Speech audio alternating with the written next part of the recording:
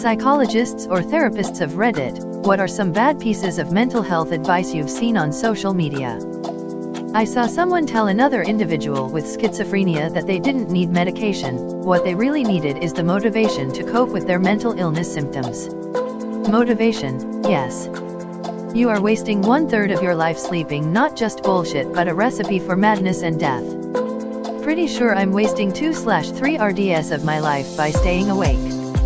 In my day kids didn't have these so-called mental health issues, get over it, that's because in the good old days, affected persons fell through the cracks and committed suicide, became homeless and vanished, or were locked up away from society until they died. So what you're seeing is survivorship bias. I had somebody in the r/narcissistic parents group privately message me after I posted about entering therapy because of my childhood, telling me the easiest way to deal with it was to forget about it and move on with my life. I have bipolar and some people that know ask if I've considered going for a no medication approach. Yeah, I tried. In that time I had more suicide attempts than I can count and I was extremely volatile and unstable.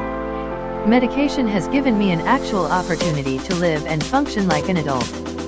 Do you know what it's like to not be suicidal or manic? It's really nice. I won't give this up for anything. Typically they show pictures of sun breaking through trees and saying you don't need meds or nature is medicine or this is a real antidepressant, etc. Except some people do. Maybe they need both. Some people can find healing without medications, some cannot, and that's okay. What you choose to do online doesn't affect your mental health. It's a sentiment I see often. It's garbage. Everything happens for a reason, don't let it get to you. Absolutely not the right advice to give someone and actually can make things a lot worse. I appreciate the sentiment, but it can come across as very hurtful and maybe even vindictive when said in certain scenarios. On the flip, one of the best pieces of advice I ever received was from my therapist. This was in the pits of depression after someone had sexually assaulted me. She said that essentially I was holding on to a debt that would never be repaid and that in the end, the debt would only hurt me and not the person who owes me. It is best to write it off as bad debt and move on. Actually saved my life, that one piece of advice. Not a therapist/psychologist, but I'm bipolar 2 with ADHD and I get advertisements for natural cures for BPD and ADHD. Diet, exercise, and supplements help but don't cure. I need antipsychotic medications to keep me from having visual and auditory hallucinations. A special salad isn't gonna keep those at bay. The self-care approach of, oh, you deserve to take a nap when you have multiple things to do or buy that thing to make you happy is shitty in my opinion as well. Self-care is actually cleaning your disgusting depression den and doing the shit on your to-do list that you've been putting off for weeks. When I'm hypomanic I spend excessive amounts of money on stupid shit I don't need, so treat yourself is horrible advice. This is super specific to me, but I'm sure others have this mentality as well. Obligatory, not a therapist, but a doctor. People telling others you can just choose to not be depressed, or that you need to self-care yourself back to a normal psychological state. Yes, healthy food, exercise, and enough sleep is definitely important. But too many people discredit the disease status of depression and claim it's just a feeling. No, sadness is a feeling. True depression needs therapy and possibly medication. Amateur analysis of mental health issue through comments or posts. You aren't qualified to diagnose someone, don't do it. Even if you are, you should leave it to a professional environment where your words can actually have some positive impact rather than bitch slapping someone with your bachelor's degree for upvotes. I'm not a psychologist, but when I had my depression my roommate told me to just pull myself together. We don't live together anymore. Med student and hopeful psychiatrist, worst I've seen isn't the message, it's the context.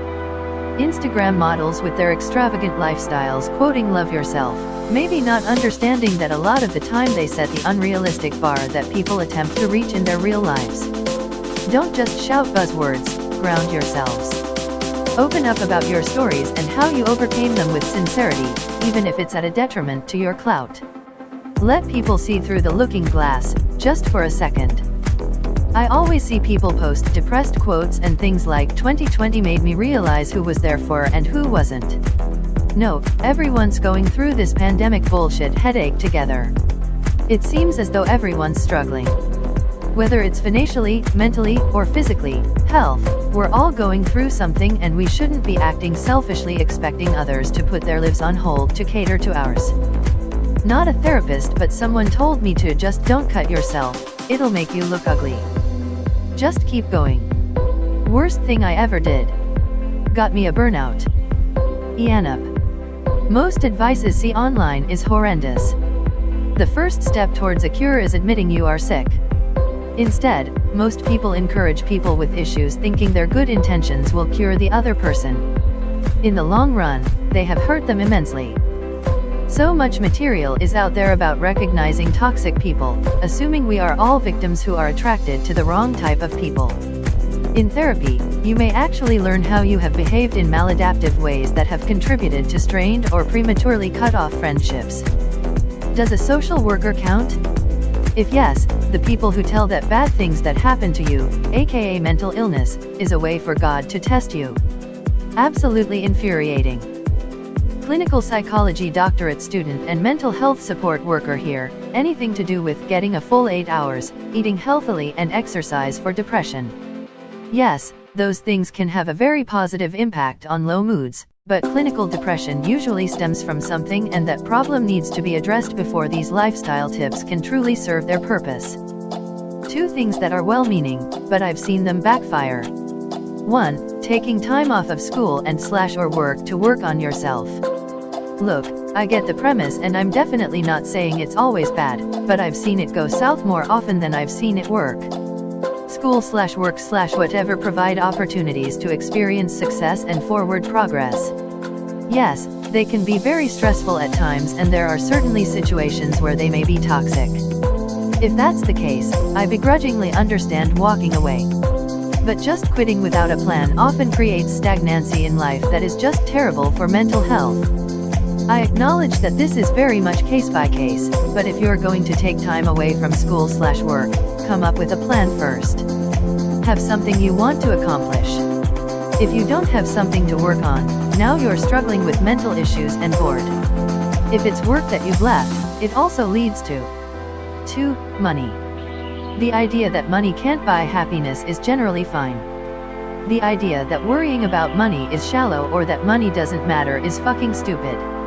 I work almost exclusively with low-income clients, and I've had plenty who feel like they're being vain because they're stressed about money.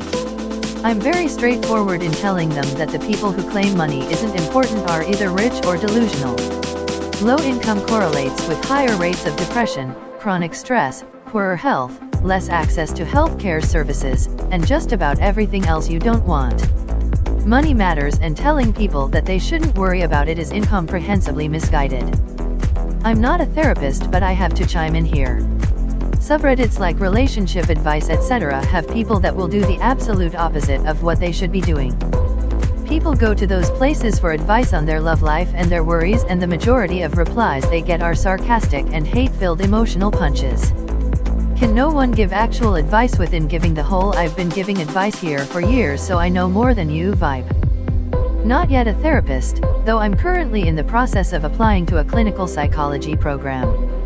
Nearly a decade ago, as I was struggling with significant depression and suicidal ideation and was, myself, in therapy and on antidepressants, an individual who did not know this about me, as I was extremely private about this stuff, once went off about how depression is basically a label for a made-up disorder, and that if someone's feeling bad, they just need to do a good deed to feel better.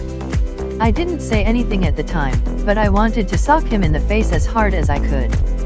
I regret to this day that I didn't call him out on his shit, but at the time, I was ashamed to be struggling with depression, needing therapy and medication, and I froze up. Not a psychologist, but as someone with ADHD, whenever someone tells me to concentrate, my brain shuts off whenever I try to force myself to concentrate, and I have none of that sweet dopamine rush at the end that you get. It's more difficult than that. Stop recommending it every time I have something I have to do.